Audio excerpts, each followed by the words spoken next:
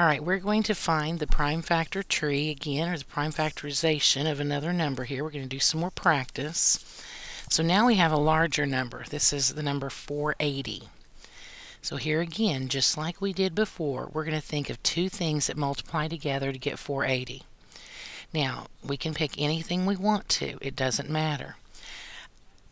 I know that because there's a 0 on the end of this number, that 10, it has to go into it. Remember our divisibility test. Sorry, got tongue-tied there. 10 times 48 would give us 480. So it doesn't matter where you start. Just think of two things, any two things that you can think of that multiply together and start in. Now 10 can be broke down further. 10 is really 2 times 5. 2 is prime and 5 is prime. I always circle them when I find a prime. 48 though is not. I can think of two things that multiply together to get 48.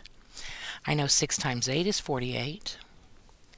Now 6, I can think of two things that multiply together to get 6, and that would be 2 times 3. So 2 is prime and 3 is prime.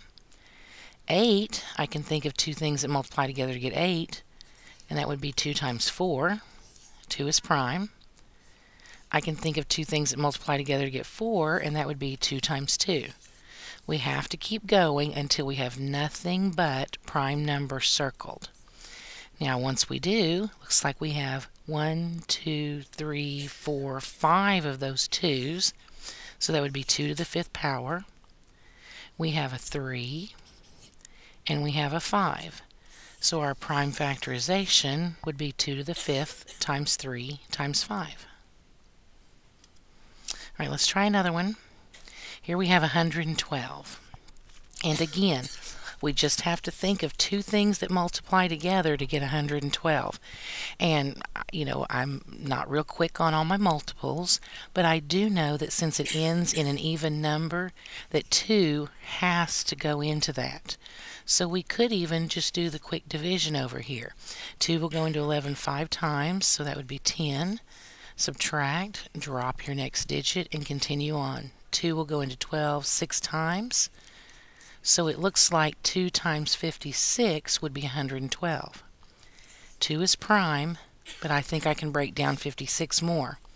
In fact, I know I can, because 56 is an even number. So I know that 2 will go into it. So here again, if I need to, I can do the division. So 2 times 2 would be 4. Drop my next digit. 2 times 8 would be 16. So that would be 2 times 28 would give me 56. 2 is prime, but 28 is not. So I have to keep going. And there again, maybe you know multiples off the top of your head, maybe not, and that's okay. But at least since it's an even number, that 2 will go into it. So, and 2 will go into it actually 14 times. So 2 is prime, but 14 can be broke down further. 14 is 2 times 7. 2 is prime, and so is 7. So now we're done. We just need to write it nicely. So we have 2, 1, 2, 3, 4 times. So that would be 2 to the 4th times 7. So that would be our factorization, prime factorization of 112. All right, last one here. Here we have the number 400. So again, let's think of two things that multiply together to get 400. And this time, I think I'm going to I'm just going to pick 10, because I know since it ends in a 0, that 10 will go into it. So 10 times 40 would be 400. 10 can be broke down into 2 times 5. Those are both prime. 40 would be 4 times 10. 4 can be broke down into 2 times 2. Now those are both prime. And 10 could be broke down into 2 times 5, and those are both prime. So it looks like we have 1, 2, 3, 4 of those 2's. So it would be 2 to the 4th times, and then we also have 5's. We actually have 2 of those 5's. So this would be 2 to the 4th times 5 squared.